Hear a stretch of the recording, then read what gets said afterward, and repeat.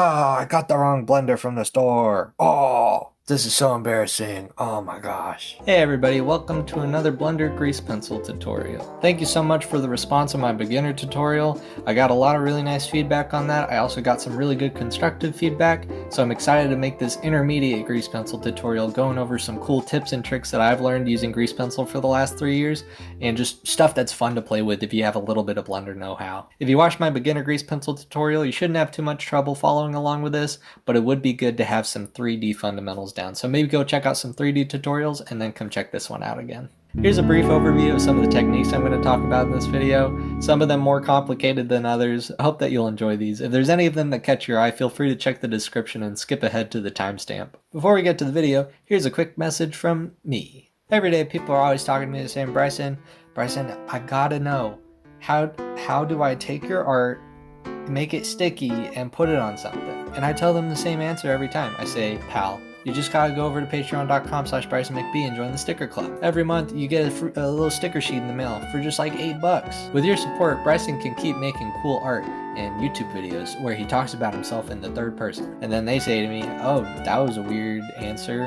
That's a weird way to ask me for money. And I say, yeah, I'm a weird guy.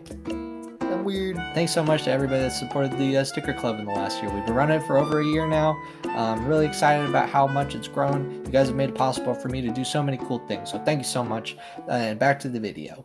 Thanks so much, me. Now, with all that out of the way, let's get to the first technique of this video, which is drawing on surfaces. I wanted to start with this technique because it's probably one of the most stylistic and definitive features of grease pencil. You've probably seen it in work of artists like Dedues or Worthy Kids. And it's just a really cool way to integrate 2D illustration into a 3D environment. And it's really great for trying to make a 3D model look a little bit more natural next to 2D elements. So if you have painted backgrounds, maybe you have a little bit of grease pencil stylized lines, similar to stuff that they might do in Into the Spider-Verse to add little details to the characters' faces. So here we have this little weird sunfish model that I made, and I have all these little details drawn on it.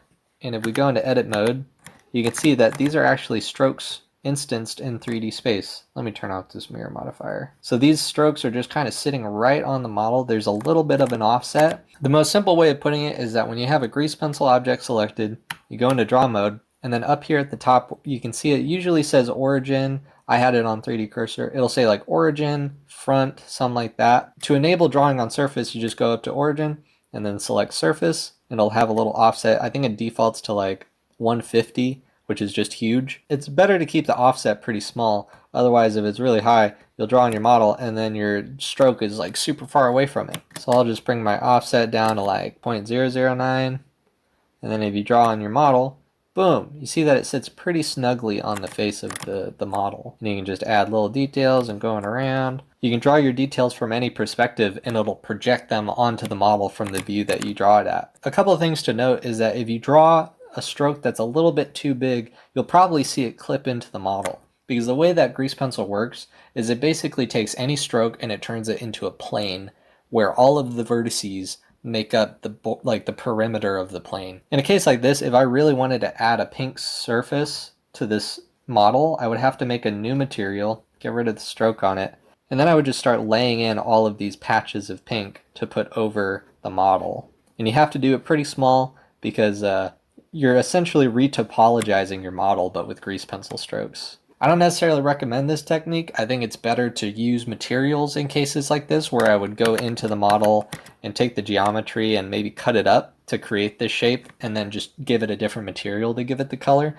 And then you can go in and lay the black line in a separate material, and that would just add the details like that. One other quick tip I want to give you guys about drawing on surfaces is that if you really want your offset to be consistent, you might run into a problem where you zoom out of your model. Maybe you have a really big model that you're drawing on, you know, something like a train or a ship or something, and you zoom out to draw some details, and you'll notice that if we zoom out a lot and then zoom back in, you'll see that our offset is way bigger now. The reason that our offset changes based on how zoomed in we are is because the scale of the offset is based on the scale of the viewport that you're drawing on. So if we zoom in really close, you'll see our freaking things start clipping into here, and that looks weird. And then if we zoom out too much, we draw a little nose. Oh, his nostrils floating off his face. So how do we fix this problem? Well, there's a great video by Sophie Jantak that explains that exactly. I will try to very briefly summarize it in case you have the Blender know how to do it. Otherwise, go check out Sophie's video for a much more detailed rundown of how you can get a constant offset from any view, any distance with your grease pencil object. But for the super quick rundown of how you get a constant offset when you're drawing on surfaces, first we just need to add a new material to our object that we're drawing onto, and we're going to grab a holdout material. And then we're going to enable backface culling. Then we'll go over to our modifiers tab, add a solidify modifier. We're going to set it to maybe about, I think that kind of thickness is going to be enough. You kind of want to see where your strokes start clipping into the model. So if you're covering it up completely, you'll probably be fine. Then we're going to go over to materials, and we're going to turn up material offset by 1. That should now make it where the stroke is actually being assigned to this holdout material. Oh, right, then we have to enable flip normals. There we go. Now you can see there's this little bit of a outline around our object, which is a pretty cool effect. But if we did it right, it should achieve for us that we can set our surface to 0. And then if we draw on the model from any distance, it should be a constant offset, which looks like we have achieved. So now we can zoom out however we please, adding all kinds of details to our guy. But yeah, and that's pretty much all there is to know to drawing onto a surface of a model with grease pencil. I forgot to mention I use a holdout material here for the solidify modifier, but if you don't want it to have this outline kind of obscuring the color blockiness of it, you can instead go over to your material and just set it to transparent, which still is not, do I need alpha blend? Oh yeah, transparent, and then set it to alpha blend. And now you should have a perfectly transparent outline, which lets you have the constant offset. For the next grease pencil technique, I'll show you guys the line art modifier. Now we kind of got an outline with this material. We could set this to anything. We could set it to an emission and give it like a darker blue if we want. And that's just with the solidify modifier that I was showing you guys with the normals flipped. You get a pretty cool, very smooth outline by using this technique. And maybe we want the color to be black, just to kind of match with our line art. This is a very tried and true, very classic way of getting a line art on a NPR Blender model or non-photorealistic. You notice we have, like, these lines are all, they're jittering around, they have all this like dynamic life to them because of the hand-drawn feel, and that I have these noise modifiers and stuff going on with the lines. And that's just not happening with the lines created by the solidify modifier. So let's go ahead and get rid of the solidify modifier. I'll just switch the material back to something transparent and set it to alpha blend. And now with our grease pencil object selected, I'm going to add a modifier, say line art modifier. We're going to select our collection that everything's in, which is collection. We're going to select a layer. I think I'll just choose GP layer 2. And then give it a material. So we'll choose the black lines. And you see that it generates these lines which look pretty wonky, but that's because we have a solidify modifier on the material. And you also notice that the lines don't update when we move our viewport around. That's because the lines are always being generated based on where the camera is. From the line art modifier, we can edit stuff like the line thickness to give it thicker lines to kind of match where our hand-drawn lines are. And then we can even move the line art modifier up. And because it has the same modifiers as our hand-drawn lines, you see that we get this sort of jittery look to the lines. However, I'm noticing that the lines on the outline aren't necessarily moving around as much. They don't have as much geometry as the hand-drawn lines, which is creating a less jittery look for the line art modifier lines. So what I'll do here, and what you'd probably usually want to do when adding a line art modifier, is I'm just going to duplicate our object, and I'll right-click, and then I'm going to go ahead and delete all of the geometry. And then on our main grease pencil object, I'll just get rid of that line art modifier. So now there's a new grease pencil object that just has the line art modifier lines on it. There's no hand-drawn stuff on it. And then what we can do is go ahead and add a subdivide modifier. We'll just set it right after the line art modifier. We'll set it to simple, and we'll just add like 3 or 4 subdivisions. And what that does is it subdivides the lines generated by the line art modifier to give it more geometry so that it can flicker around a little bit more, which gives us a pretty close look to where we are with these lines over here. We can even change the noise scale give it a little bit more grit. And then if you want to see how your shape looks from different angles with the end menu open, you can just hit lock camera to view, which you can read, yeah, lock camera to view. And then when you move your viewport around, it'll follow with your camera so you can see the way that Grease Pencil updates the line art modifier based on where the camera is. So this technique isn't as simple as the solidify modifier technique. However, it does give you a lot more control over like the colors or the masks or so many things that you could do with the Grease Pencil line art modifier. And you only get a little bit of artifacting like around here on the edges where we see that the lines kind of thicken up a lot because it's calculating the edge kind of weird over there. But other than that, you get pretty smooth lines and you can add modifiers or change the colors. I think you can do vertex painting stuff if you bake the line art, which is a whole other thing. It's a different video probably. But it's pretty cool being able to add lines to your models in the same object that you're hand drawing all the touch-up elements and stuff onto a model. Up next, we're going to jump into the custom materials. This is probably one of the coolest, most underrated things about Grease Pencil. I think a lot of the really sort of mainline Grease Pencil artists you'll see generally just use the default materials because they're more classic animation style. You know, if you ever watched a Studio Ghibli Grease Pencil style tutorial, they're all using pretty flat materials. They're not necessarily talking about like custom technical brushes or custom watercolor brushes and stuff like that. But Grease Pencil is very capable of making some pretty cool textures and different effects just with the custom materials you can create in Grease Pencil. So looking at this concept, which you already saw the rendered view, it just looks like big circles. And these huge blobs that you see maintain their spherical shape as we rotate around, those are individual stroke points, just like a single dot of geometry that is instancing this huge stroke, which is kind of nifty in itself to look at in 3D.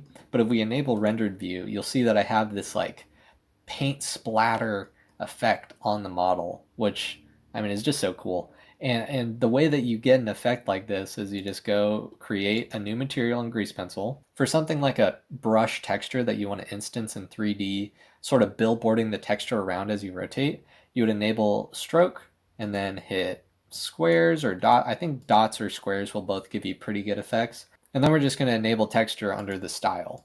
Then you're just going to go grab a transparent file with any kind of black texture usually.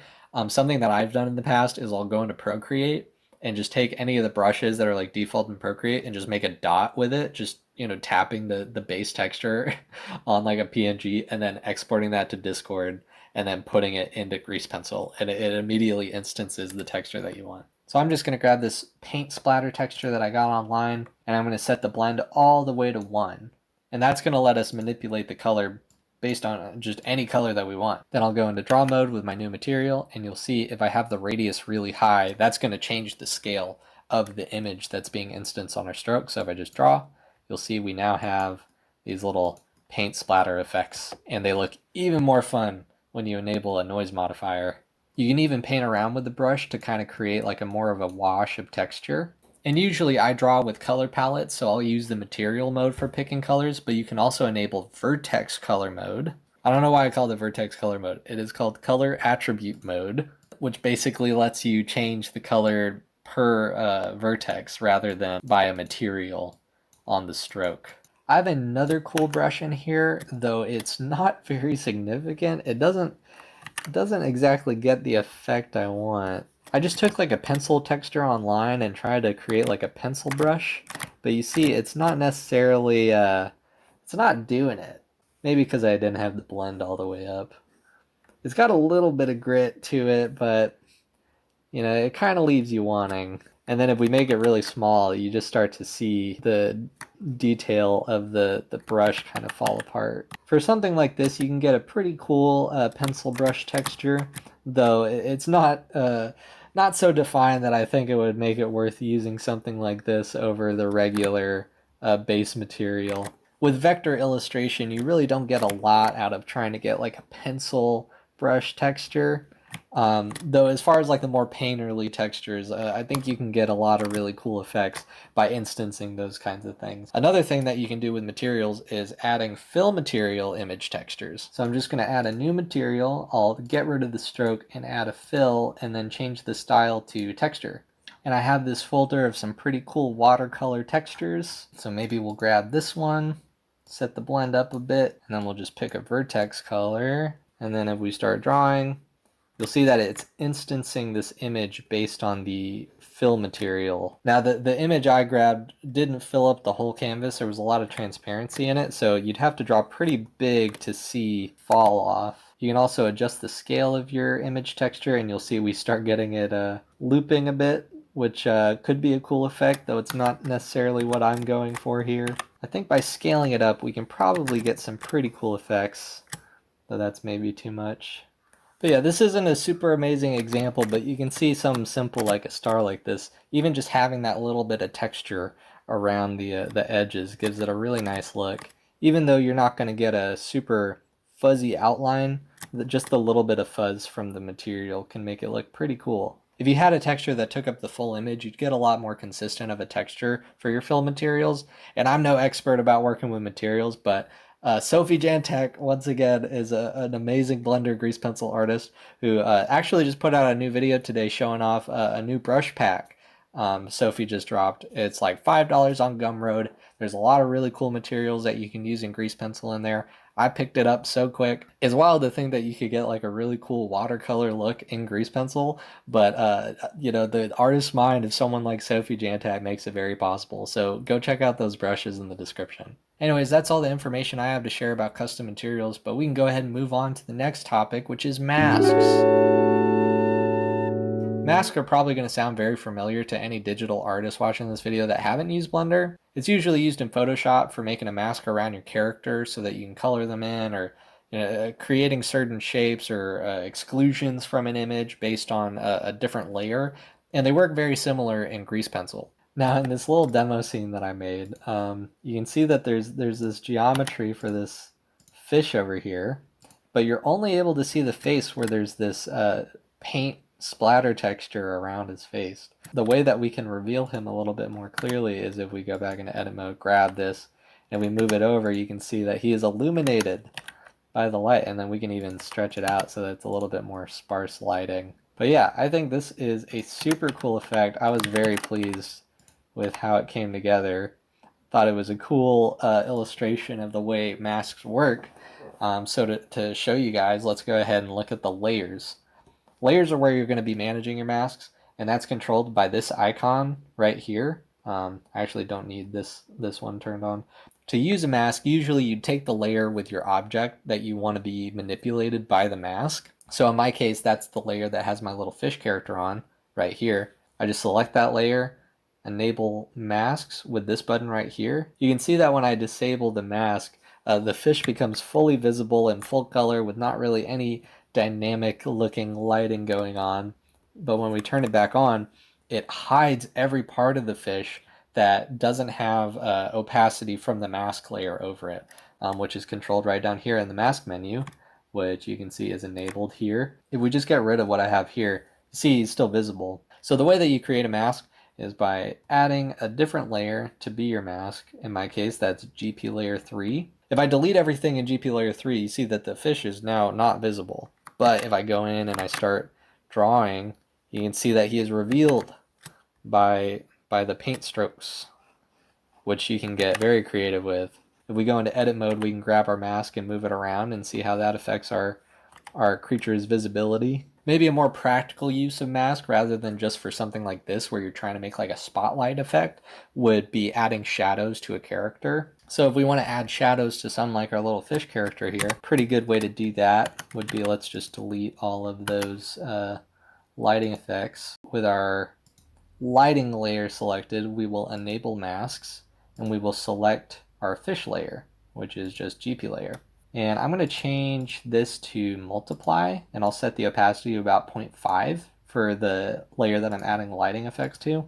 And I'll just grab a darker material. And now you'll see with the mask enabled, so that our lighting layer is only showing up where our character is, we can go in and just start laying out little details to add this sort of shadow. And I'm just going to turn the...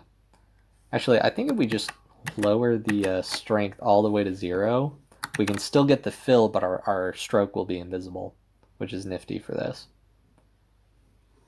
And then we can just start adding like little subtle shadow lighting details. And we don't have to worry about drawing outside of the lines of our character because the mask is doing all the work for us. And then we can grab a lighter color. Oh, well, it's set to multiply, so that's not doing much. Let's just set it to regular, or maybe not. Maybe it does need to be on multiply. So for lighter elements, I'm going to add a new layer, and we're just going to do the same thing. Grab GP layer for the masks, and we're going to set that layer to add. And then if I you can see that it's also adding to the strokes of our fish guy here. So maybe not the look that I'd want to go for, but it's the look that we have. So, but yeah, that's a super quick rundown of how to use masks in Blender. It's great for adding little shadows or highlights to a character where you don't want the lighting to wrap over the character. You want it to just sit on the lines and over the fill materials that make up your character.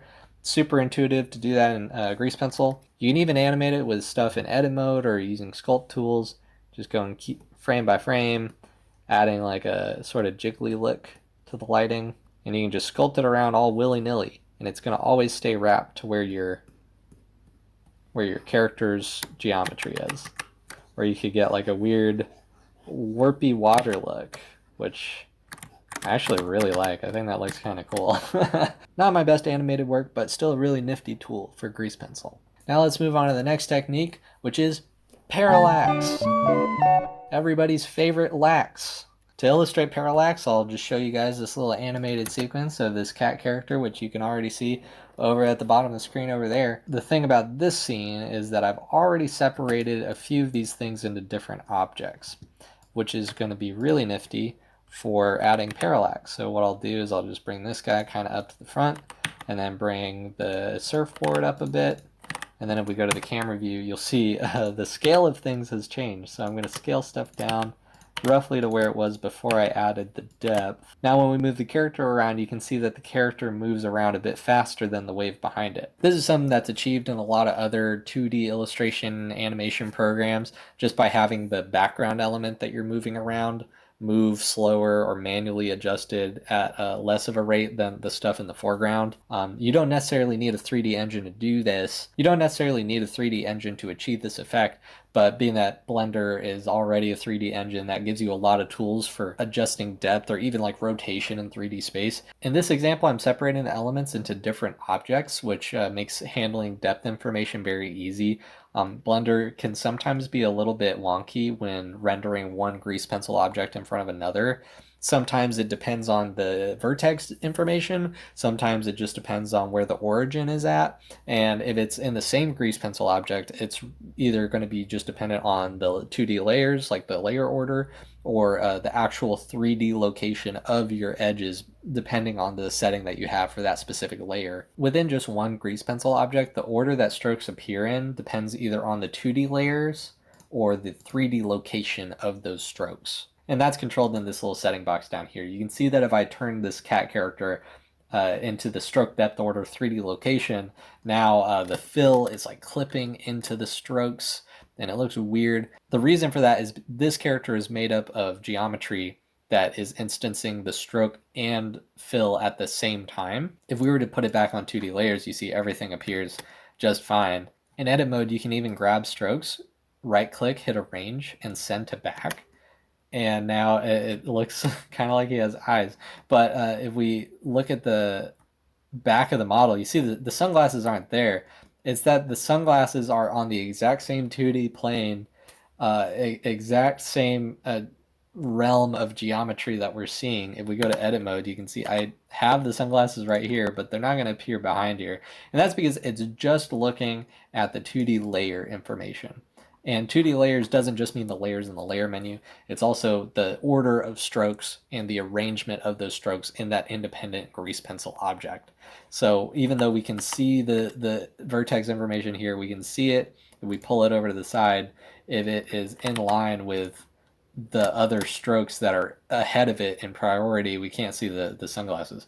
However, if we turn on 3D location, you can see that we can see the strokes just fine under or above the character. Now I want to show you some more in-depth techniques for actually drawing a parallax. You could do what I did here of separating the objects into different grease pencil objects. I found that's just a more effective way of controlling the depth information without having to do a lot of manipulating fill materials separate from stroke materials and stuff. I like drawing with fill materials that have a stroke on them because it makes managing the geometry a lot easier rather than having the geometry of the stroke and then bucket tooling it and having a whole new set of geometry instanced inside the stroke. But it's not very good for when you're trying to add a 3D depth information to a grease pencil object without breaking it up into a bunch of different objects. But for the sake of showing off parallax in just one grease pencil object, I'll go ahead and just delete our cat guy, and then we'll just take this wave and I'll just delete all of the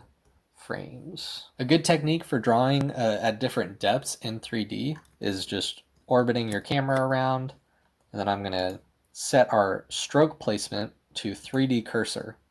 And you can see our 3D cursor is notated here by this sort of a life preserver floating in the middle of the screen. But if we hold shift and right click, you can see that our 3D cursor moves based on where our cursor is. So we could set it really high up, closer to the camera. So we're going to start by setting our 3D cursor maybe about 3 meters below the origin of the world. I'll go back to camera view. I'm going to start by just adding this sort of bubbly blue background. Next, I'm going to move our cursor up just a little bit, go back to camera view, and now I'll add some little clouds.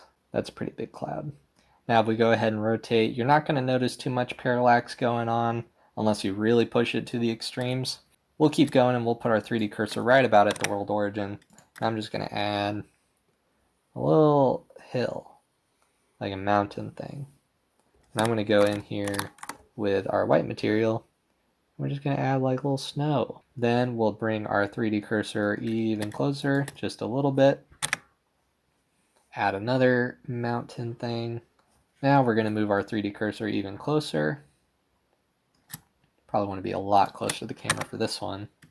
And I don't really know what I want to draw in front of this. I think I'll just draw a little grassy hill a little bit closer to the foreground. And we'll just draw a little pink house sitting on this hill. And a little door on the back. Nice. And then if we look at it in perspective view, you can see we have a pretty effective little parallax setup. So the perspective works just fine since we've drawn this all in one object. However, if I rotate our model all the way around, you see that the perspective breaks because the house is still showing up in front of everything, even though we should just be seeing the sky from that perspective.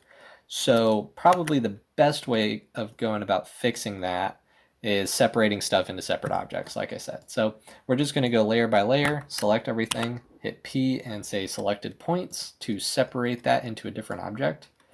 And we will just do that for each layer. And that should put everything into separate objects. Now when we look at all our grease pencil objects, they all appear in front of each other in the right order since we've separated our different planes into different objects. One other weird looking thing is because we're using parallax, the actual size of the strokes is relative to their closeness to the camera. So our house has really thick lines while this guy back here has really tiny lines compared to the house. Pretty simple fix is to just add a thickness modifier and bring your thickness of your foreground stuff down, and then maybe bring the thickness of the background stuff up just a little bit. So just object by object, I'd go through and change the thickness a little bit. And then our stroke density looks a little bit more like a flat illustration. Probably spent more time on this than we needed to, but I thought it'd be helpful to share some tips about getting a good looking parallax effect in grease pencil. Folks, we are now halfway through the tutorial. With that said, we're going to jump into the next technique of this video, which is the time offset modifier. Time offset is essentially just a modifier that lets you change the playback of your animation. It's not something you would use in illustration typically, but there's a couple really cool things about it that I want to share with you. So to kind of show off what time offset modifier can do, I have this little scene I was working on with just this one fish swimming along, very lonely in this very empty underwater world. But with time offset modifier, we can turn that one fish into a lot of them, all swimming at slightly different speeds, going through this underwater area. And look, I know it doesn't look like the most impressive thing, but it's cool. And there's cool stuff you can do with it. The way this effect is achieved is by copying the original grease pencil object. So I could just take it and make a duplicate over here. And then I add this time offset modifier to it. By changing this frame offset setting, we can loop our animation through all of the frames and change the starting point of this fish just flopping along the ocean. An important note about the time offset modifier is that you want to set a custom range typically. By enabling custom range, you can set the start and end frame of your animation. So if we set it to 3, then it doesn't do anything. Then there's no animation at that point because it's not looping through. But by setting it back to 15, you'll see that we get a nice loop through all of the frames of animation that I illustrated. And then for some of these guys, I actually have like a modifier on them that changes the hue of the fish to also create some variation. Very nice for cutting corners. I think I made this after I watched Ponyo because I was like, man, how did they animate so many fish? There's so many. And I was like, well, maybe they just copy them and change the offset of the frame a little bit to make it look like it's a bunch of different fish or jellyfish. They didn't do that. They definitely just drew all of them. But I am not an animation studio. I'm nowhere near as skilled as the folks working at Studio Ghibli. So I just drew a fish one time. I drew 15 frames, or like 6 frames over the course of 15 frames, and then I just duplicated it in Blender and did the frame offset. So that's how you could take very small amount of work, make it look like slightly more work. This is all just one fish. You could probably get a much more compelling effect by animating 2 or 3 and then duplicating those, but this was kind of just a proof of concept. One of my personal favorite things to do with the frame offset modifier, outside of just these looping animation things, another really cool thing you can do with the frame offset modifier is creating little puppets that are driven by empties that you control manually. So to illustrate what I can do with puppets, I've animated this little alligator guy. And it's just 4 frames of him with a little closed mouth, and he goes, ah, and he opens his mouth, he goes, ah. The way that we could achieve like a puppet effect with this character is by changing the time offset mode from regular to fixed frame.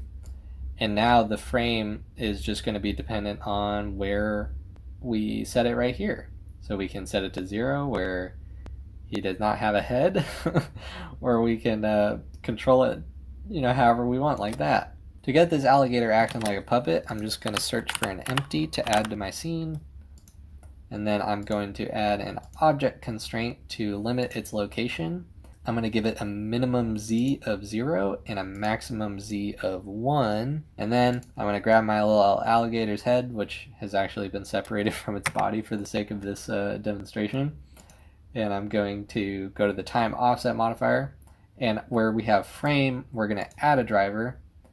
And when you add a driver, it lets you take any variable in the entire scene, whether that's rotation, scale, location, whatever, from any object, and lets you plug it into an animatable keyframe so that it updates in real time with that other variable. So as we change that other thing's location, it'll change this thing's value. So if we just set it to the empty, and we're going to take some math and we're going to multiply it, our variable, by 5, and make sure that we're using the Z location of our variable. And we'll go ahead and add 1 to that. Now, with that driver setup, if we grab our empty, now you can see that as we move it up and down, we can parent our alligator with the driver. I don't know. I think it's kind of fun. He says, Every time I try to do one of these, or I show like a cool Blender thing, it always devolves into me just.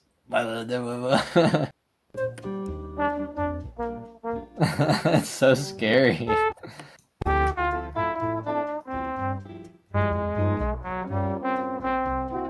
Okay, anyway, I got way too sidetracked with that. I'm sorry, that was my bad. It has now been 3 hours of me filming, and I just spent like 30 minutes looking at a alligator singing bossa nova. What is happening? All right, now we're gonna move on to probably the most like video worthy thing that we're gonna talk about that made me really want to make an intermediate grease pencil tutorial, and that is seamless textures, seamless patterns.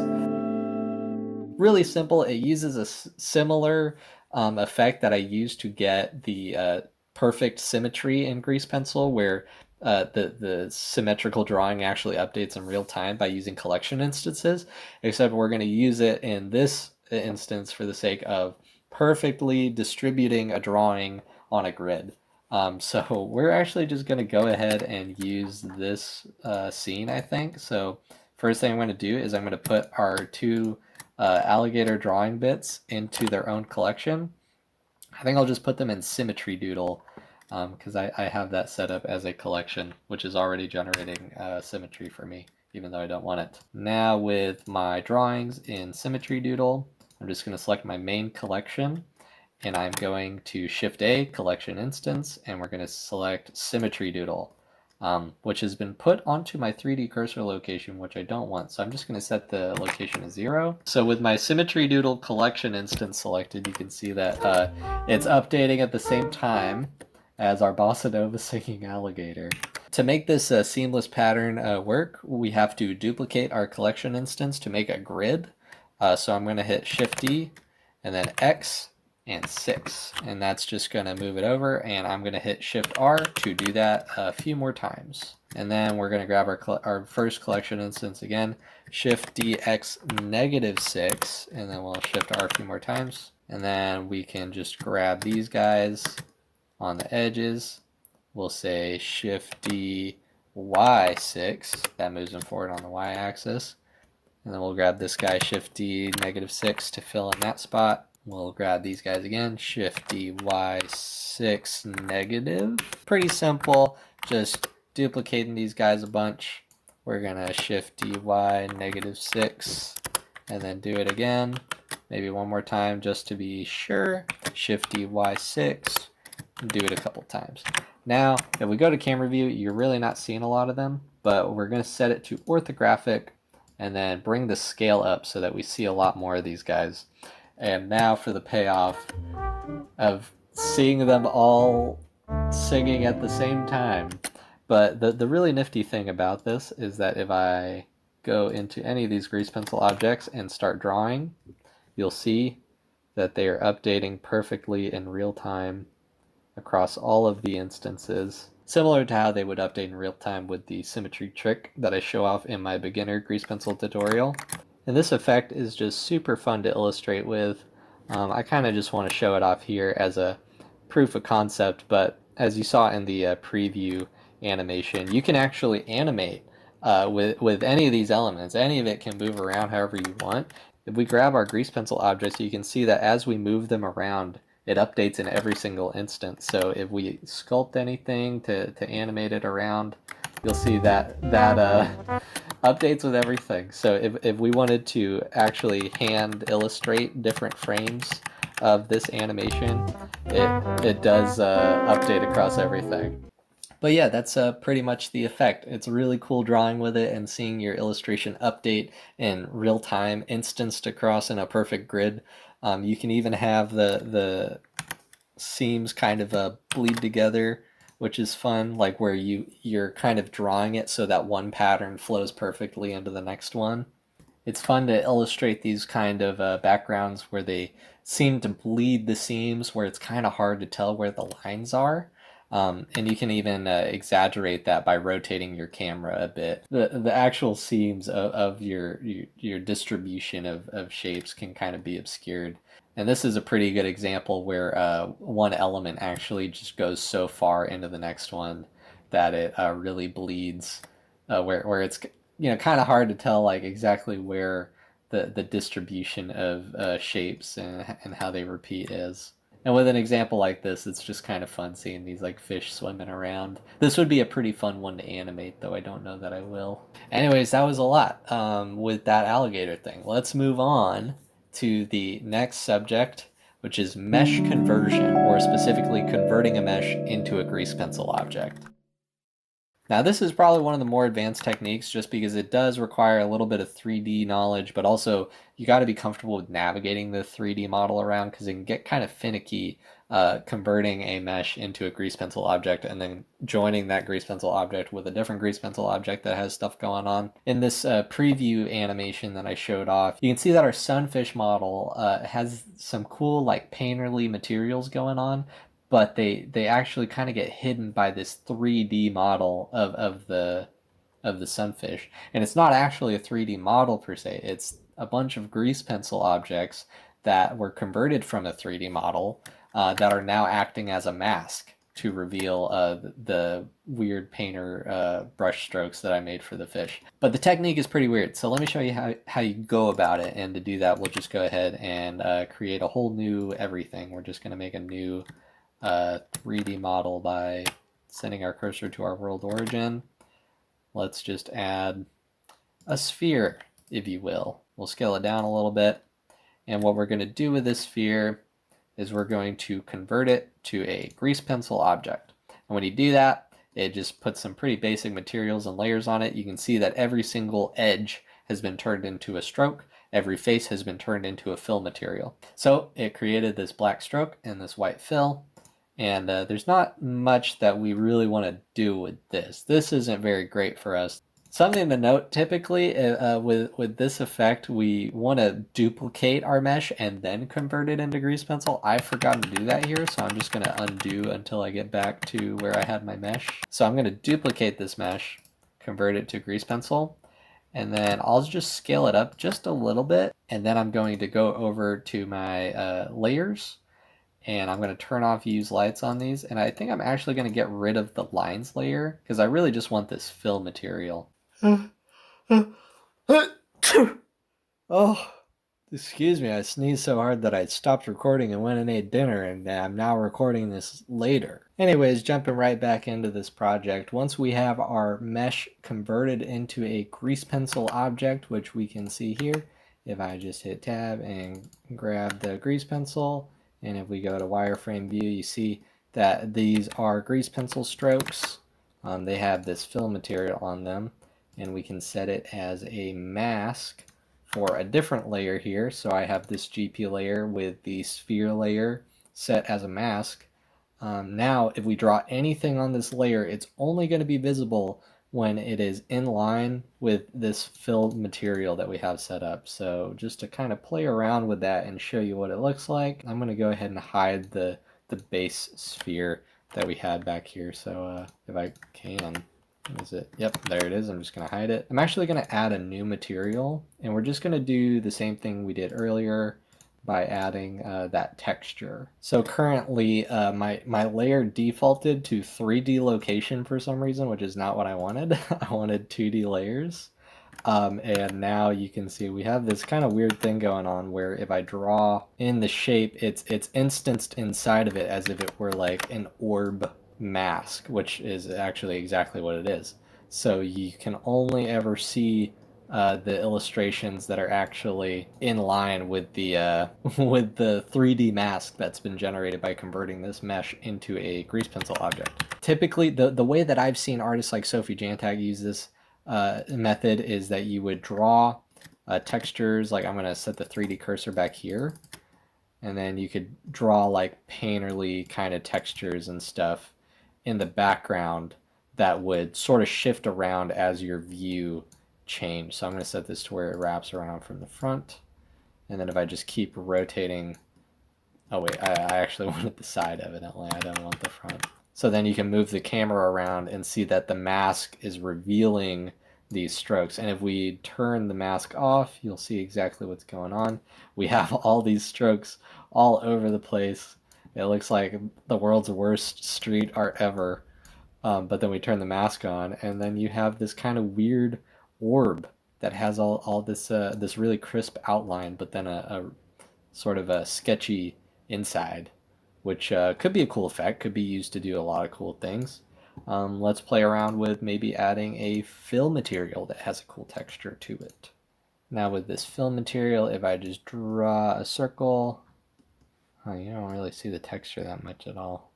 I guess I had the blend too high. Something that could be an especially cool effect to get with a spherical mask like this is if we just lock our camera to the front orthographic view, and then, or I think this is the front, and then I'll set my cursor right in the middle, start drawing with the circle tool, and then hit Alt and S, which will now make it a perfect circle that grows from the middle.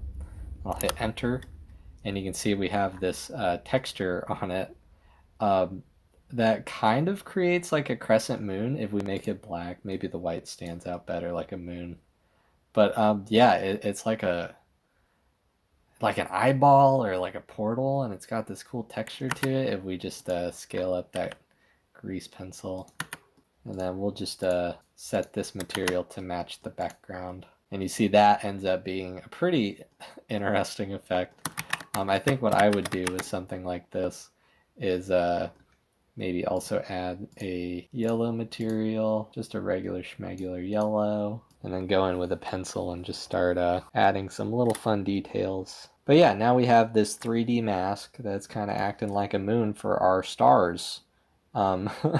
It's making our sphere kind of act like a crescent moon kind of with these stars that float around in the middle, which is a pretty nifty little effect.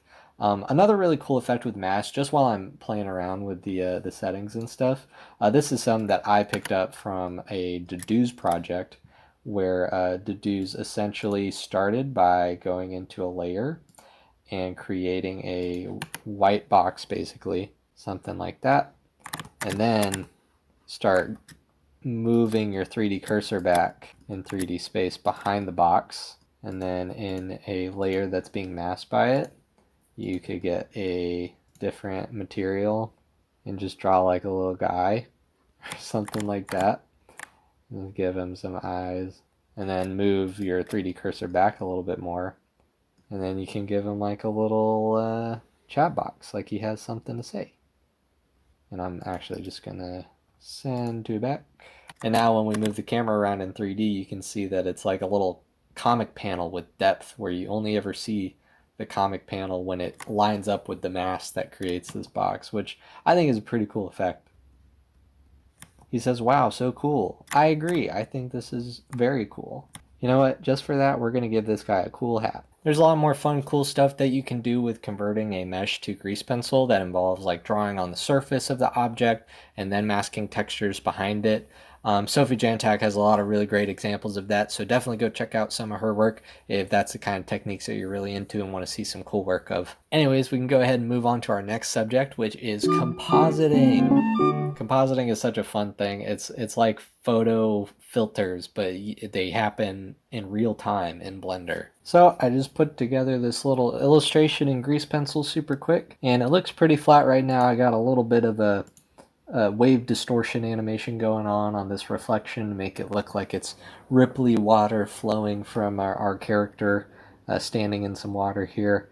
But we're going to use the compositor to add some pizzazz. So to use the compositor in Blender, you go to your compositing tab where you'll have a bunch of nodes. I already have some that I kind of just keep in this file. This just adds like a paper texture to stuff. But you have to make sure you have use nodes enabled. Once that's done, you can go over into your viewport and enable always under the compositor, which will make it so that your compositor is actively affecting your viewport. And if you look closely, you can see there's this texture that's on our illustration now to give it sort of a paper look. But there's a lot of really cool stuff that you can do in the compositor, and you can even do it in real time to see how it affects your animation. So I'm just going to change this window over here to compositor. So when you're working in the compositor, you'll be working with nodes, which is usually something you would use with shader materials in 3D or maybe geometry nodes. Those are a whole can of worms. You can make a ton of videos all about shader materials. There's a ton of great videos out there if you're trying to learn shader nodes. For the sake of this video, compositor nodes are pretty straightforward. So if you hit Shift A to add a node, you can see there's stuff like color, which would adjust the color settings, and you can mix different colors together. If you go to filter, that's where a lot of really fun stuff is, such as glare, which is just a super fun effect to add to any illustration. You can see this is immediately having a very cool effect on our animation. We can even have the angle of the glare rotating around. You can change the mix of it to make it stronger or weaker. And it just feels like this is already so much more dynamic, so much more striking looking than it looked before we turned the compositor on. You can also apply gradient maps in the compositor similar to how you would in a program like Photoshop or Procreate, just by searching for a color ramp node.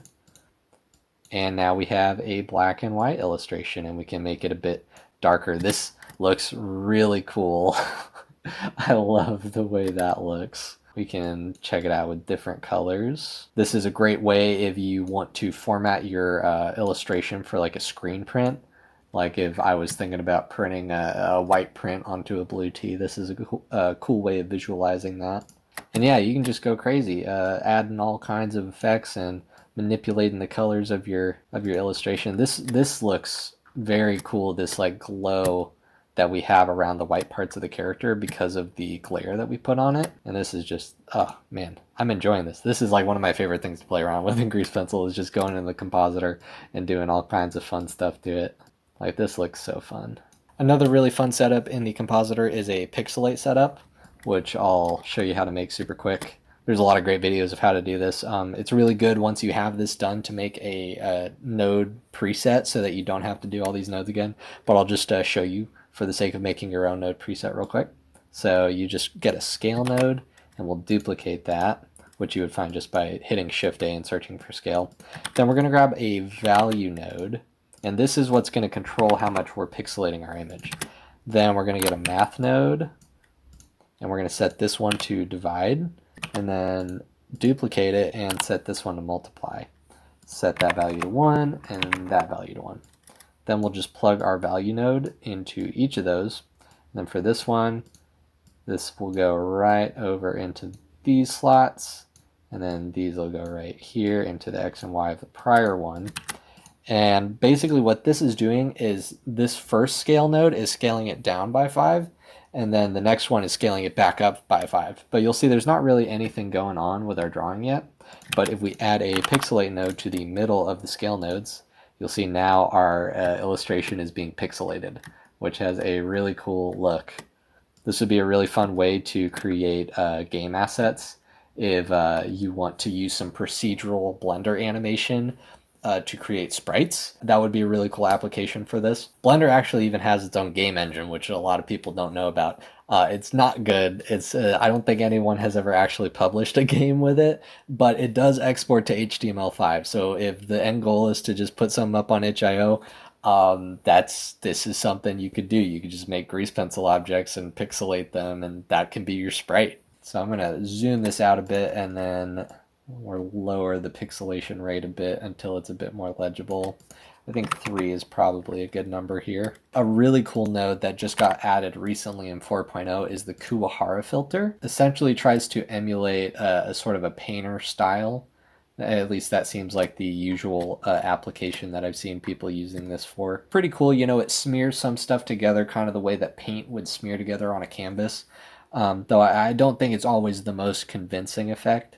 And I found that anisotropic, usually you can get a bit better of a look if you play around with these settings. Yeah, and that's looking pretty cool. Of course, you can see it starts to really take on a shape of its own if we set the size super high. And I mean, even this is kind of cool.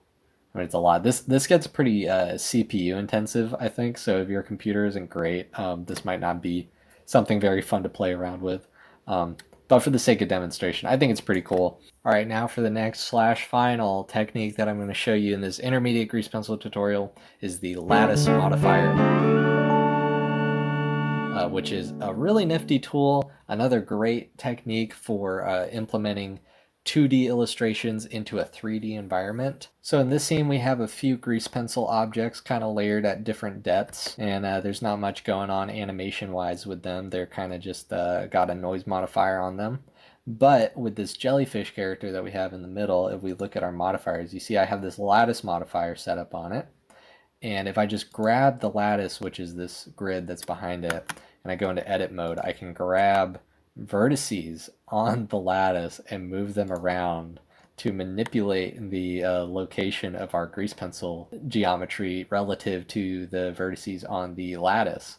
And this isn't just something that you do in 2D. You can then stretch it into the 3D plane. If I just grab like a chunk of these, we can see that you get a pretty cool depth effect as it calculates the location of the strokes. It kind of lets it look like the jellyfish is poking out in front of the fish and stuff. And this isn't something super practical, you know, just like if you're trying to edit, you know, geometry around, like you can do that without a lattice modifier. We could just go in here and grab these points, you know, and then grab it and turn on the proportional editing, and you see that we basically get the same effect. So it leaves you wondering, it's like, why would you use a lattice modifier? Well, that's because something that the lattice modifier has that regular old edit mode transformations doesn't have is shape keys. And shape keys are very cool because you can animate them, you can keyframe them, you can have them controlled by drivers. And just to kind of show you some examples, I'll go ahead and set up a shape key with this lattice. So we start with the lattice selected, and we're just going to add a shape key.